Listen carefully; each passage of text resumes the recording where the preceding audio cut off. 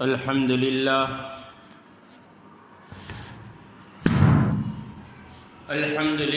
نحمده ونستعينه ونستغفره ونؤمن به ونتوكل عليه ونعوذ بالله من شرور أنفسنا ومن سيئات أعمالنا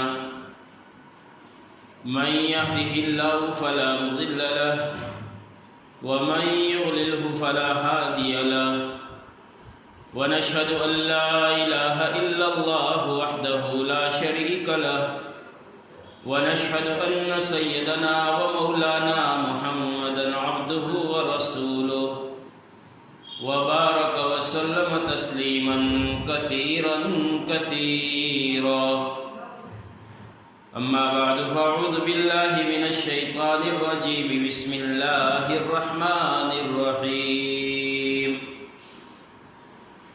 كل نفس ذائقة الموت وقال الله تبارك وتعالى في مقام آخر إن الذين قالوا ربنا الله ثم استقاموا تتنزل عليهم الملائكة ألا تخافوا ولا تحزنوا وأبشروا بالجنة التي كنتم توعدون صدق الله العظيم وصدق رسوله النبي الكريم۔ میری محترم دینی ماں اور بہنیں،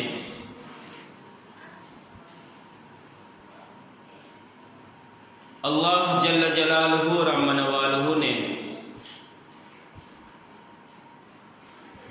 ایمان والوں کو ایک بہت بڑی ذمہ داری دی ہے۔ وہ چاہے مرد ہو یا عورت ہو، ہر ایک کے کندھوں پر ایک ذمہ داری رکھی گئی ہے۔ وہ ذمہ داری یہ ہے کہ دنیا میں آنے کے بعد اور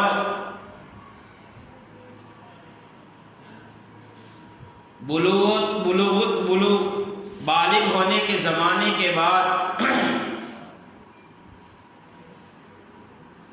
ہماری زندگی صحیح گزرے،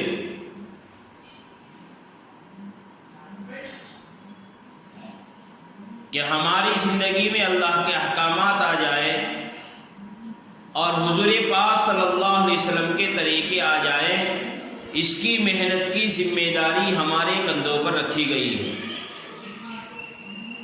ہماری زندگی آقائے نامدار تاجدار مدینہ فخر دو عالم حضرت محمد مصطفیٰ صلی اللہ علیہ وسلم جس زندگی کو بنا کر کے یا بتا کر کے گئے ہیں اس طرح ہو جائے، یہ ہمارے اوپر ایک ذمہ داری ہے۔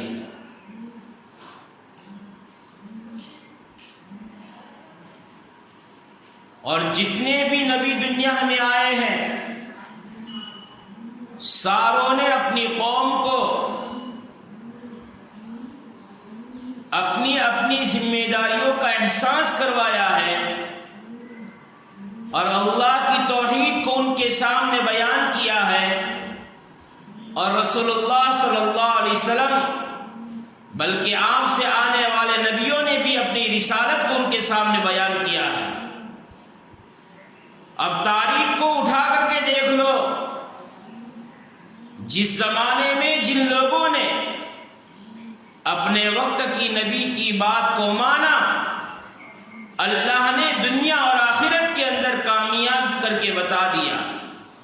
دنیا میں تو کامیاب کیا ہی، اور آخرت کے لیے اندر ان کے لیے کامیابی کا اعلان فرما دیا۔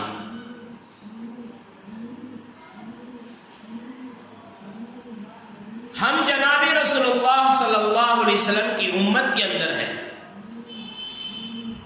سارے نبیوں کے بعد اللہ کے نبی صلی اللہ علیہ وسلم دنیا میں تشریف لائے۔ آپ کے بعد کوئی نبی دنیا میں نہیں آئے گے۔ آپ آخر نبی صلی اللہ علیہ وسلم تھے.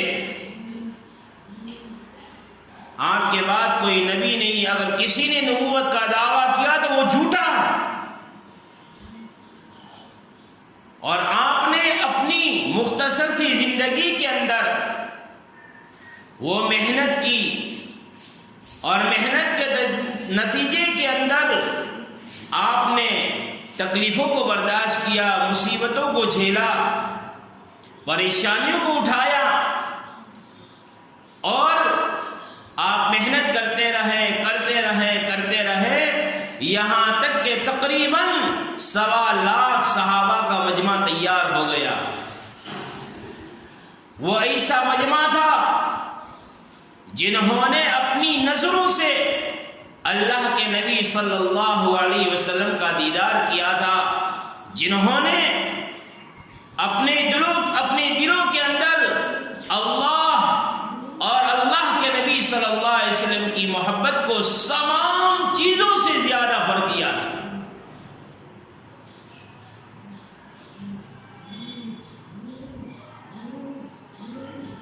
حدیث پاک کا مفہوم بھی ہے کہ ایمان والے کا ایمان کامل اور مکمل نہیں ہو سکتا جب تک کہ اس کے دل کے اندر تمام چیزوں سے زیادہ بڑھ کر اللہ اور اللہ کے رسول صلی اللہ علیہ وسلم کی محبت نہ آ جاوے. اسی لیے کہ محبت ہی ایک ایسی چیز ہے جو انسان کو مجبور کرتی ہے اس کی پیروی کرنے پر، اس کی تابع داری کرنے پر، اس کے کہنے کے مطابق چلنے پر.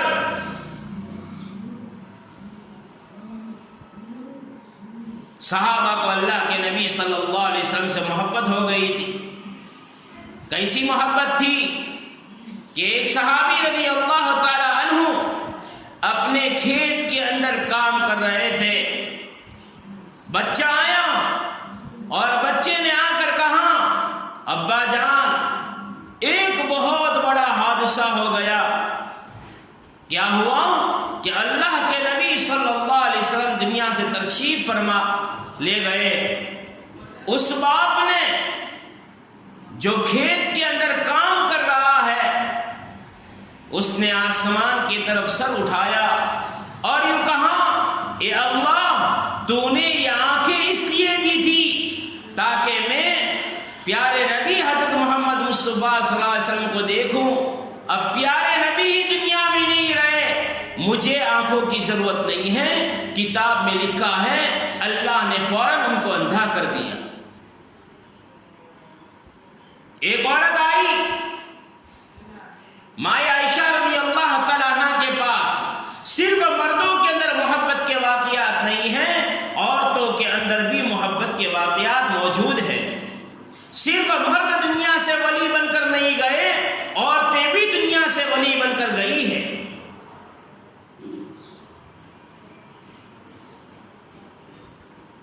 اللہ کے نبی صلی اللہ علیہ وسلم کے پردہ فرما جانے کے کچھ زمانے کے بعد آئی تھی اور یوں آ کر کہا مائیں عائشہ رضی اللہ تعالیٰ عنہ سے کہ امی جان، یہ عائشہ رضی اللہ تعالیٰ عنہ حضور پاک صلی اللہ علیہ وسلم کی زیارت کرنے کے لیے آئی ہوں. مائیں عائشہ رضی اللہ تعالیٰ نے کہا کہ اللہ کے نبی صلی اللہ علیہ وسلم سے دنیا سے تشریف لے گئے ہیں. کتاب میں لکھا ہے وہاں پر ایک چیخ ماری بے ہوش ہو گئی اور اس فنا دنیا سے رخصت ہو کر آخرت کی طرف اس کا سفر شروع ہو گیا.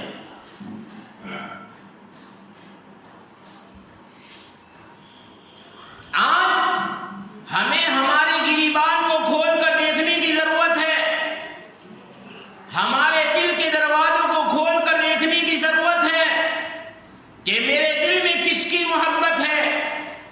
اگر دنیا کی محبت ہے، یہ دنیا کی محبت کبھی بھی کامیابی نہیں دلا سکتی. اگر اولاد کی محبت ہے، یہ اولاد کی محبت بھی کامیابی نہیں دلا سکتی. اگر مال و جان کی محبت ہے، یہ مال و جان کی بھی محبت دنیا میں کامیابی نہیں دلا سکتی. اگر اللہ اور اللہ کے رسول صلی اللہ علیہ وسلم کی محبت ہے، یاد رکھو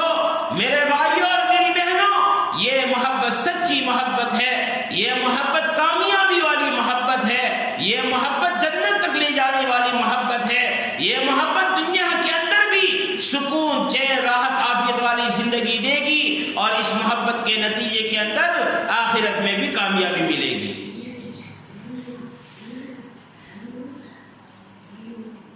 آج میری اور آپ کی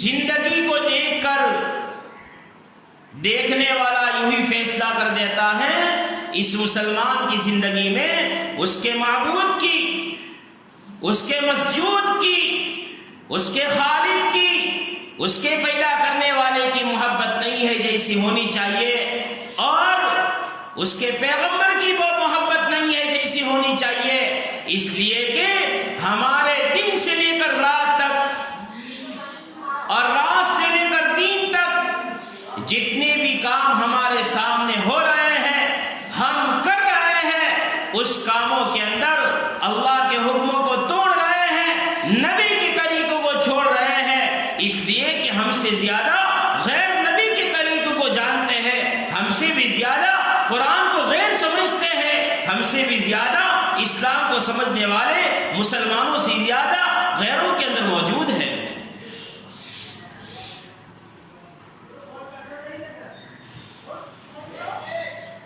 ہمیں اللہ کا شکر ماننا چاہیے کہ اللہ جل جلالہ نے ہمیں آپ صلی اللہ علیہ وسلم کی امت کے اندر پیدا فرمایا ہے اور ایک عظیم الشان محنت ہمیں عطا فرمائی ہے۔ وہ محنت کیا ہے کہ دین کے لیے اپنے مال اور جان کو اللہ کے راستے میں لگانا۔ خود اللہ تبارک و تعالیٰ یوں کہتے ہیں، هل أدلكم على تجارة تنجيكم من عذاب أليم تؤمنون بالله ورسوله وتجاهدون في سبيل الله بأموالكم وأنفسكم ذلكم خير لكم إن كنتم تعلمون۔ اللہ جل جلالہ اور عم نوالہ یوں کہہ رہے ہیں، هل أدلكم، کیا میں تم کو نہ بتاؤں ایسی بہترین تجارت جو تم کو دردناک عذاب سے بچا لے۔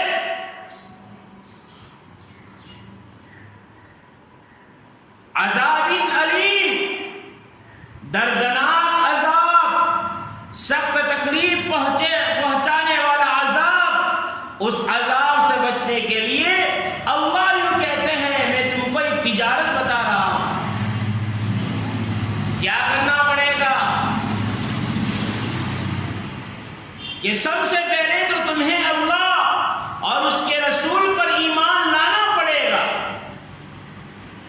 اللہ کا شکر ہے ہم اللہ پر بھی ایمان رکھتے ہیں، اللہ کے رسول پر بھی ایمان رکھتے ہیں، اللہ کو اپنا خالق اور مالک سمجھتے ہیں، رسول اللہ صلی اللہ علیہ وسلم کو سچا پکا پیغمبر سمجھتے ہیں، تمام نبیوں کے سردار سمجھتے ہیں، آخر نبی سمجھتے ہیں۔ یہ اللہ کا شکر ہے۔ وَتُجَاهِدُونَ فِي سَبِيلِ اللَّهِ بِأَمْوَالِكُمْ وَأَنفُسِكُمْ، اور تم کو جہد کرنا پڑے گا اپنے مالوں کے ذریعے اور اپنی جانوں کے ذریعے، یعنی اپنے مال کو اور اپنی جان کو اللہ کے راستے میں کھپانا پڑے گا۔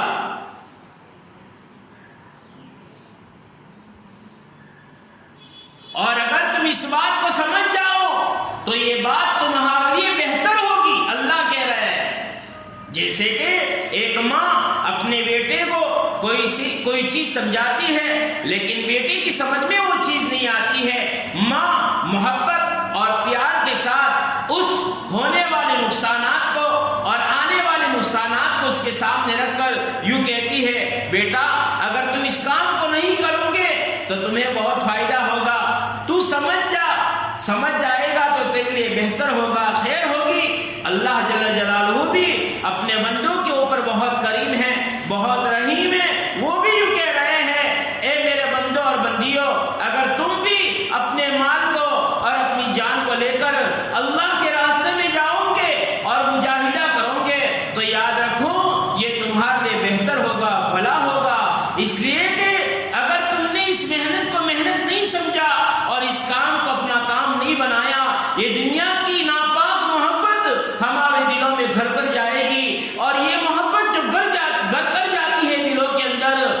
یاد رکھو آدمی کو بعض مرتبہ ایمان سے دور کر دیتی ہے۔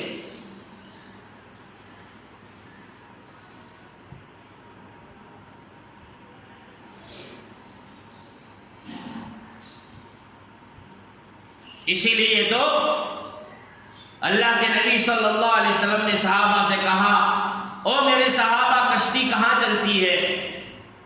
بہترین مثالوں سے سمجھایا، اور یہ صرف صحابہ کو سمجھانا نہیں تھا، قیامت تک آنے والے جتنے بھی انسان ہیں ان انسانوں کو سمجھانے کے لیے یہ بالکل آسان مثالیں دے دے کر اللہ کے نبی صلی اللہ علیہ وسلم نے سمجھایا ہے کہ کشتی کہاں چلتی ہے؟ پہاڑوں میں نہیں چلتی، ریتی میں نہیں چلتی، پتھروں اور کنکروں میں نہیں چلتی، کشتی تو پانی پر چلتی ہے۔ میرے صحابہ کشتی پانی پر چلتی ہے، لیکن جس پانی پر کشتی چلتی ہے اگر وہ پانی کشتی کے اندر آ جائے تو کیا ہوگا؟ کہاں کہ کشتی بھی ٹوٹ جائے گی، ہلاک ہو جائے گی، اور کشتی میں بیٹھنے والے اور چلانے والا بھی ہلاک ہو جائے گا۔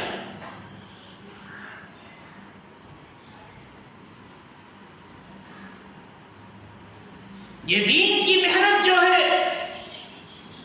وہ دنیا کے کام کاج سے روکنے کے لیے نہیں ہے۔ کون کہتا ہے کمانا جائز نہیں ہے؟ کون کہتا ہے کھانا منع ہے؟ نہیں، اللہ نے کہا کلوا واشربوا، اللہ نے کہا کھاؤ اور پیو۔ اللہ نے کمانے کی بھی ترغیب دی ہے سورہ جمعہ کے اندر۔ اللہ نے کہا جب جمعہ کی نماز ختم ہو جائے تو اپنے اپنے کاروبار پر حلال روزی کی تلاش میں نکل جاؤ، یہ اللہ کا حکم ہے۔ لیکن اس دنیا میں رہتے رہتے، اس دنیا میں چلتے چلتے، اس ناپاک محبت سے اپنے آپ کو بچانے کے لیے یہ محنت ضروری ہے۔ صحابہ نے بھی اپنی اولادوں کو بڑا کیا، پالا پوسا۔ صحابہ نے بھی اپنی عورتوں کے حق ادا کیے اور عورتوں نے مردوں کے حق ادا کیے، بلکہ آج کے زمانے سے بھی زیادہ انہوں نے حق ادا کیے، اور وہ اپنے شوہروں کے حقوق کو جانتی تھی، اپنے اولاد کے حقوق کو جانتی تھی، ان کے پرورش کے حقوق کو جانتی تھی۔ ایک ایک بچہ ایک ایسی مثال بن کر دنیا میں نمودار ہوا ہے کہ بچپن ہے، پیر کی انگلیوں پر کھڑا ہو کر یہ کہتا ہے اے اللہ کے نبی صلی اللہ علیہ وسلم مجھے بھی یاد دی جائے، میں بھی جاؤں گا اللہ کے راستے میں۔ بچے دیندار ایسے ہی نہیں بنتے، بچے دیندار ماؤں کی گودوں کے اندر بنتے ہیں۔ بچیوں کے اندر شرم و حیا جو آتی ہیں وہ ماں کی گود سے آتی ہے۔ بچے ہمیشہ ماں باپ کی زندگی کی نقل کرتے ہیں۔ آپ نے دیکھا ہوگا ماں جب مصلی پر چڑھتی ہے اور مصلی پر کھڑی ہوتی ہے نماز کے لیے، ایک چھوٹا سا معصوم بچہ، اس کو کچھ بھی نہیں پتا، کھیلتے کھیلتے آتا ہے، کبھی کبھی ماں کی طرح رکوع میں گئی ہے اس کی طرح وہ بھی جھک جاتا ہے، اور کبھی کبھی ماں سجدے میں جاتی ہے وہ سیدھا لیٹ جاتا ہے، اندھے منہ ماں کی نقل کرتا ہے۔ کہاں کہ بچے ماں کی نقل کرتے ہیں۔ اگر ماں اچھائیوں والی ہے تو بچے اچھائیوں کی نقل کریں گے، اور اگر ماں کے اندر برائیاں ہیں تو یاد رکھو یہ بچے برائیوں کی نقل کریں گے۔ یہ ہو ہی نہیں سکتا کہ ببول کے درخت پر گلاب کا پھول آ جائے اور گلاب کے پھول پر گلاب کے درخت پر ببول کے کانٹے آ جائے، یہ کبھی بھی نہیں ہو سکتا۔ میری محترم دینی ماں بہنیں، یہ زندگی ایک مختصر سی زندگی ہے۔ شیطان ہمیں دھوکہ میں رکھتا ہے، ابھی تو بڑھاپا بہت دور ہے، ابھی تو جوانی آنے والی ہے، ابھی تو یہ زمانہ بہت دور ہے، ابھی تو یہ ہونے والا ہے۔ یاد رکھو کس کا موت کا وقت کب ہے، کس وقت ہے، کہاں پر ہے، کسی کو پتہ نہیں ہے۔ 5 باتیں اللہ نے ایسی رکھی ہے جس کو کسی نبی نے بھی نہیں بتایا، کسی ولی نے بھی نہیں بتایا، اور دنیا میں کوئی مائے کا لال بھی ایسا پیدا نہیں ہوا کہ جو ان 5 باتوں کو بیان کر سکے اور بتا سکے۔ وہ صرف اور صرف اللہ جانتا ہے۔ اس 5 باتوں کے اندر سے ایک بات یہ ہے، تمہاری موت کہاں آئے گی، کس وقت میں آئے گی، کیسی حالت میں آئے گی، یہ کوئی نہیں جانتا۔ آج تو دنیا نے موت کو ایک مذاق بنا لیا ہے، آج تو دنیا نے موت کے ڈر کو دلوں سے ختم کر دیا ہے۔ موت کیا چیز ہے؟ خود اللہ کے نبی صلی اللہ علیہ وسلم اپنی دعاؤں کے اندر یہ کہتے تھے، اے باری تعالیٰ سکرات کی تکلیف سے، موت کی تکلیف سے میری حفاظت فرمانا۔ صحابہ رضی اللہ تعالیٰ عنہ اجمعین نے ایک مرتبہ پوچھا، اے اللہ کے نبی صلی اللہ علیہ وسلم موت کی تکلیف کیسے ہوتی ہے؟ اللہ کے نبی صلی اللہ علیہ وسلم نے فرمایا، اور میرے صحابہ موت کی تکلیف کو یوں سمجھو کہ ایک آنکھ جلائی جائے، ایک چھوٹے سے پرندے کو اس آنکھ کے اوپر اتنا رکھا جائے کہ آنکھ کی گرمی کی وجہ سے وہ تڑپتا رہے، لیکن جل نہ پائے، تڑپتا رہے تڑپتا رہے تڑپتا رہے، جلتا نہیں ہے، اس کی تپش سے، اس کی گرمی سے اس کو تکلیف ہو رہی ہے، اور وہ تڑپ تڑپ کے مر جاتا ہے۔ اسی طرح سکرات کے وقت میں، موت کے وقت میں تکلیف ہوتی ہے۔ ایک مثال دی، اور میرے صحابہ ایک کانٹے دار درخت کے اوپر اگر ایک ریشمی، اس لیے کہ ریشم کا کپڑا بہت نازک ہوتا ہے، اگر وہ کپڑا ڈال دیا جائے اور اس کپڑے کو زوردار یعنی جھٹکے کے ساتھ کھینچ دیا جاوے، اس ریشمی کپڑے کا تاگا الگ ہو جاتا ہے۔ اسی طرح اللہ کے نبی صلی اللہ علیہ وسلم فرمایا، جس انسان کی موت آتی ہے اس کی رگیں ٹوٹ جاتی ہے، رگیں ٹوٹ جاتی ہے۔ خود اللہ کے نبی صلی اللہ علیہ وسلم بیمار ہوئے ہیں، ہر دن آپ اپنی موت سے قریب ہو رہے ہیں، اور دنیا سے پردہ فرما جانے کا وقت قریب آ رہا ہے۔ آپ کا سر کا درد بڑھ رہا ہے، اور آپ کا بخار بڑھ رہا ہے۔ آپ نے ایک پیالہ پانی کا منگوایا اور آپ اس میں ہاتھ ڈالتے ہیں، اور ہاتھ ڈالنے کے بعد اس تر ہاتھ کو، اس پانی والے ہاتھ کو اپنے پیشانی پر رکھتے ہیں۔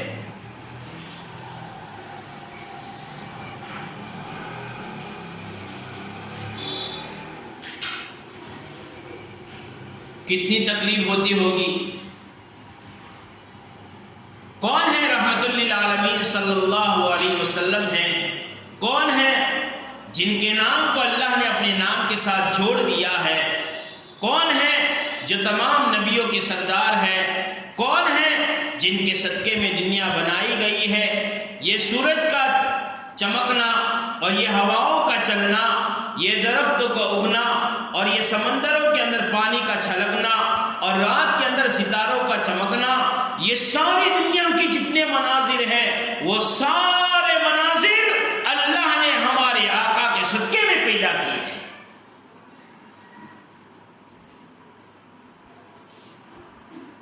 موسیٰ علیہ السلام کی روح کو اللہ نے 100 سال کے بعد عرش پر بلایا اور کہا، موسیٰ موت کی تکلیف کو کیسا پایا؟ موسیٰ علیہ السلام کی روح نے کہا، حالانکہ نبی تھے، کلیم اللہ تھے، اللہ سے باتیں کرتے تھے، لیکن وہ موسیٰ علیہ السلام کی روح یوں کہہ رہی ہے، باری تعالیٰ 100 سال ہو چکے ہیں، ابھی تک موت کی تکلیف کی کرواہٹ میرے اندر موجود ہے۔ کیا میری محترم دینی ماں بہنیں اور میرے بھائیوں، ہمیں مرنا نہیں ہے، ہمیں دنیا سے جانا نہیں ہے، ہمیں اس فانی دنیا کو چھوڑنا نہیں ہے، سب کچھ یہاں پر رہ جائے گا۔ 2 گز کفن کا پہنا کر کے لوگ منو مٹی کے ڈھیر کے نیچے دبا کر کے چلے آئیں گے۔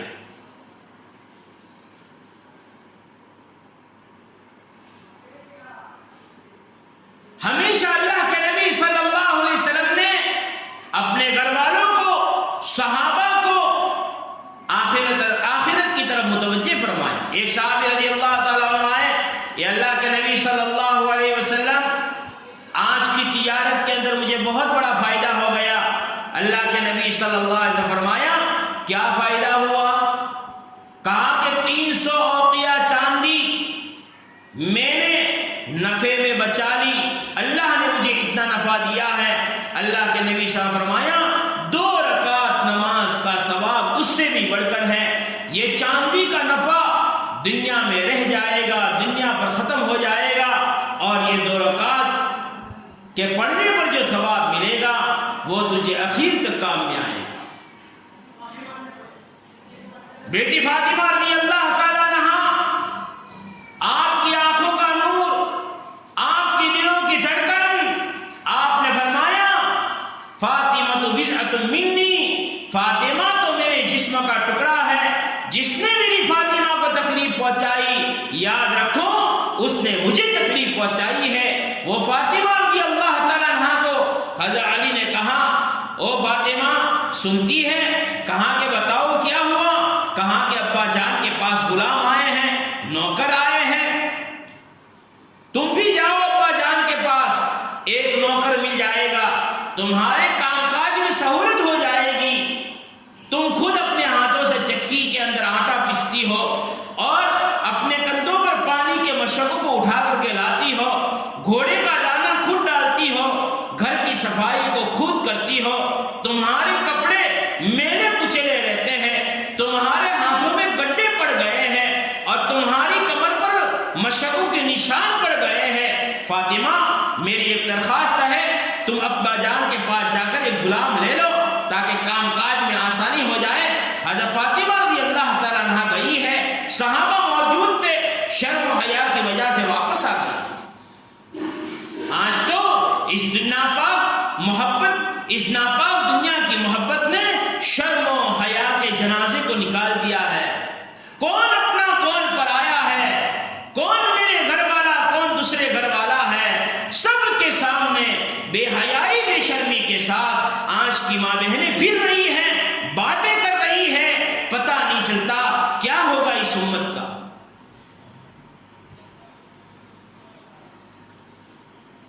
وہ فاطمہ رضی اللہ تعالیٰ عنہا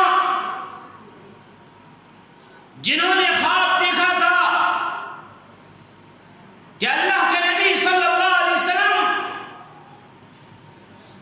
کسی چیز کو تلاش کر رہے ہیں، پوچھنے پر پتہ چلا تو حضور پاک صلی اللہ علیہ وسلم فرمایا کہ فاطمہ میں تجھے تلاش کر رہا ہوں۔ صبح میں اٹھی ہے، بچوں کو نہلا دیا، کپڑے پہنا دیے، گرم پانی ایک طرف ہو رہا ہے، آٹا گوندھ رہی ہے اور اپنی باندھی کو جنازے کی چارپائی کا طریقہ بتا رہی ہے۔ دیکھو دیکھو اس طرح مجھے سلانا اور بانس کی لکڑیوں کو اس طرح ٹیڑھا کر کے میری چارپائی پر رکھنا اور اس طرح چادر ڈال دینا، اور میرے جنازے میں میرے گھر کے علاوہ کوئی غیر مرد نہیں ہونا چاہیے۔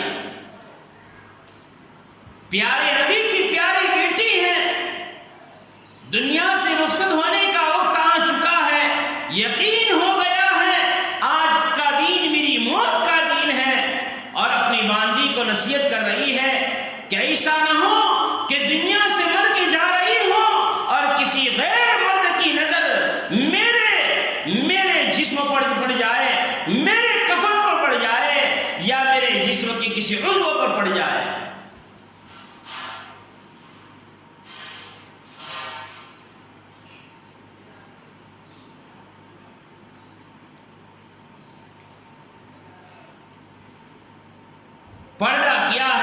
شرم و حیا کیا ہے، میری محترم دینی ماں بہنیں، اس کو سمجھو، اس کو دل پر لے لو، اپنے آپ کو بھی شرم و حیا کے زیور میں آراستہ کر دو اور اپنی بچیوں کو بھی شرم و حیا کے زیور میں آراستہ کرو۔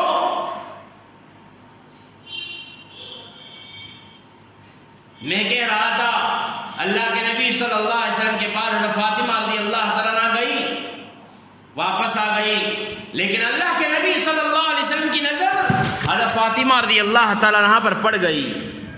میری بیٹی آئی ہے، کچھ کام کے لیے آئی ہے۔ جب معاملہ پورا ہو گیا، مجلس ختم ہو گئی، تو اللہ کے نبی صلی اللہ علیہ وسلم حضرت فاطمہ رضی اللہ تعالیٰ عنہ کے پاس گئے اور کہا بیٹی تو آئی تھی لیکن چلی گئی، کہاں کہ ابا جان میں ایک کام کے لیے آئی تھی اور علی نے مجھے یوں کہا تھا کہ ابا کے پاس غلام آئے ہیں، نوکر آئے ہیں، ایک غلام اگر ہمیں مل جاتا تو میرے کام کاج کے اندر سہولت ہو جاتی۔ اللہ کے نبی صلی اللہ علیہ وسلم فرمایا ہاں بیٹی غلام آئے تھے، لیکن میں ایک تسبیح تجھے بتاؤ، اگر یہ تسبیح تو پڑھ کے سو جائے گی تیرے دن کی پوری تھکان دور ہو جائے گی۔ یوں نہیں کہا بیٹی میں ابھی تیرے لیے غلام کا انتظام کرتی ہوں، باندی کا انتظام کرتا ہوں، بلکہ یوں کہا بیٹی ایک تسبیح بتاتا ہوں، اگر تو اس کو پڑھ لے گی تیرے دن کی تھکاوٹ دور ہو جائے گی اور تیری آخرت بن جائے گی۔ کہا ابا جان بتاؤ، کہاں کہ سبحان اللہ الحمدللہ 33 مرتبہ اور اللہ اکبر 34 مرتبہ رات کو سونے سے پہلے پڑھ لیا کر، اللہ جل جلالہ تیرے دین کی تھکاوٹ کو بھی دور کر دیں گے اور آخرت کی منزلوں کے اندر بھی تیری منزلیں بڑھتی چلی جائے گی، درجات بلند ہوتے چلے جائیں گے۔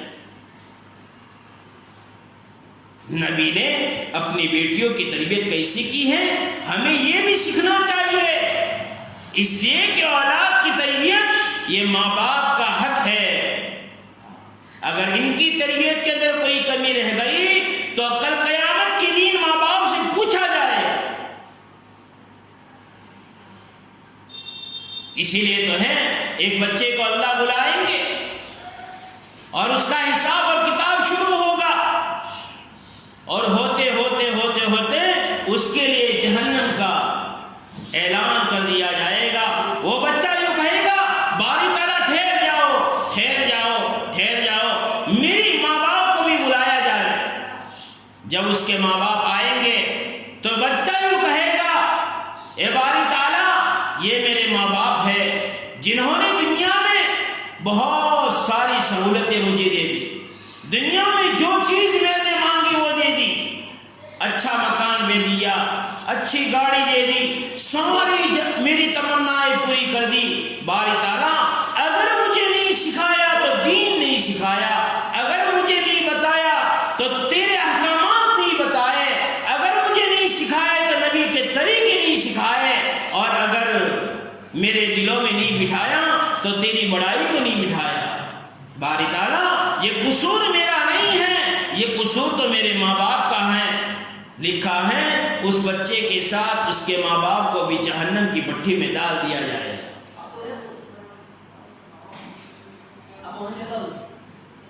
آج اس کی باری ہے، کل ہمیں بھی جانا ہے۔ یہ دنیا ایک ریل گاڑی کی طرح ہے۔ مثال کے طور پر پالمپور سے لے کر دہلی تک کوئی ریل گاڑی چلتی ہے، اس میں کئی ڈبے ہوتے ہیں اور کئی طرح کے مسافر ہوتے ہیں۔ اب جس کا اسٹیشن جہاں پر آ جائے گا وہ وہاں پر اتر جائے گا، اور جس کو جانا ہے آگے کی منزل میں وہ وہاں پر اس گاڑی میں چڑھ بھی جائے گا۔ یہ دنیا کی ریل گاڑی چل رہی ہے، کوئی آتا ہے تو کوئی چڑھتا ہے، یہ چلتی رہے گی قیامت تک۔ اس لیے میری محترم دینی ماں بہنیں، آپ سے ایک درخواست یہ ہے کہ اپنے گھر کے ماحول کو بنانے کی پوری ذمہ داری سمجھ لو، پوری ذمہ داری نبھا لو۔ اپنی اولاد کی تربیت، اپنے شوہر کے حقوق، شوہر کے حقوق کے اندر بھی کمی نہیں ہونی چاہیے۔ آج اکثر گھروں میں جو جھگڑے ہوتے ہیں اس لیے کہ بیوی کے سامنے شوہر کے حقوق نہیں اور شوہر کے سامنے بیوی کے حقوق نہیں. بیٹی ماں کے حق کو نہیں پہچانتی، ماں بیٹی کے حق کو نہیں پہچانتی، بیٹا باپ کے حق کو نہیں جانتا اور باپ بیٹے کے حق کو نہیں جانتا، جس کی وجہ سے آج گھروں کے اندر فساد ہے، دل ٹوٹے ہوئے ہیں. اگر ایک دوسرے کو حقوق کو پہچان کر زندگی گزاری جائے گی تو انشاءاللہ محبتیں پیدا ہوگی. اپنے گھروں کے اندر تعلیم کے حلقے جماؤ، 10-10 15-15 منٹ تک تعلیم کے حلقے جماؤ اور تعلیم کرو. اس تعلیم سے کیا ہوگا کہ دین سمجھ میں آئے گا. اور تعلیم فضائل اعمال کی اس لیے کہی جاتی ہے کہ اس میں اعمال کی فضیلتیں لکھی ہوئی ہے. نماز پر کیا ملے گا، روزے پر کیا ملے گا، اللہ کے راستے میں جانے پر کیا ملے گا، ذکر پر کیا ملے گا، صدقہ خیرات پر کیا ملے گا. اب سب سن رہے ہیں، ایک نہ ایک دن اس عمل پر زندگی آ جائے گی. اس لیے میری محترم دینی ماں بہنیں، ہم سب سے پہلے تو اللہ سے مغفرت مانگیں گے، اس کے بعد آئندہ کی زندگی کے صحیح گزارنے کے عزائم کریں گے. اللہ تبارک تعالیٰ ہم سب کو سننے سے زیادہ عمل کرنے کی توفیق نصیب فرمائے. درود شریف پڑھیں.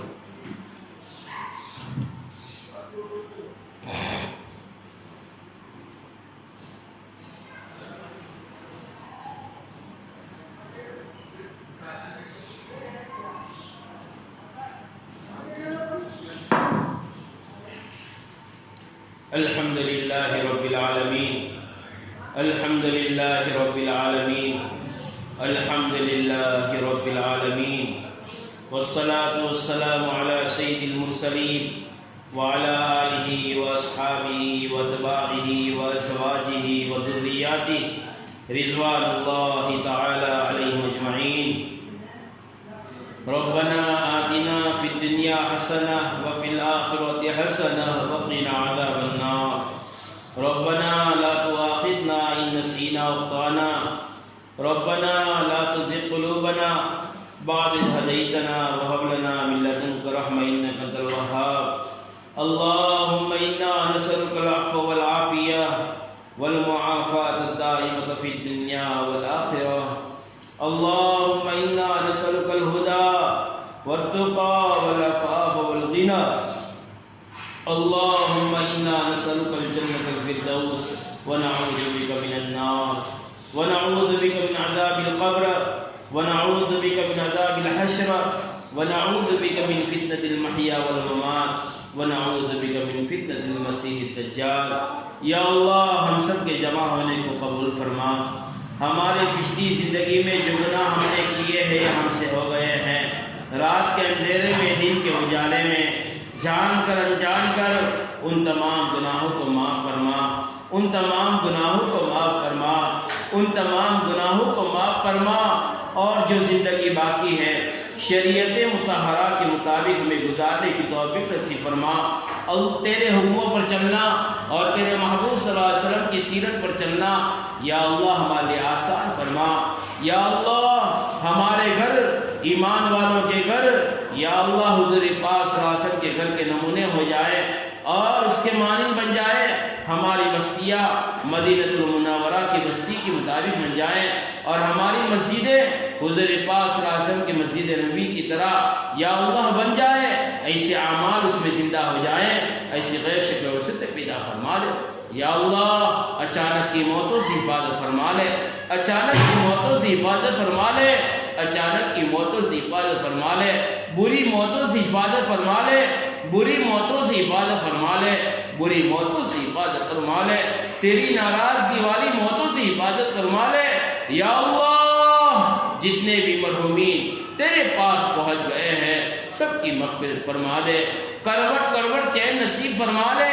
ان کی قبروں کے اندر جنت کے باغ بنا دے، جنت کے باغ لگوا دے، جنت کی بستر لگوا دے، جنت کے تکیے لگوا دے، جنت کی کھڑکیاں ان کی قبروں میں کھول دے، ان کی عذاب قبر سے پوری حفاظت فرما لے، ان کے درجات کو بلند سے بلندتر بنا دے. یا اللہ یا اللہ یا اللہ ہر دن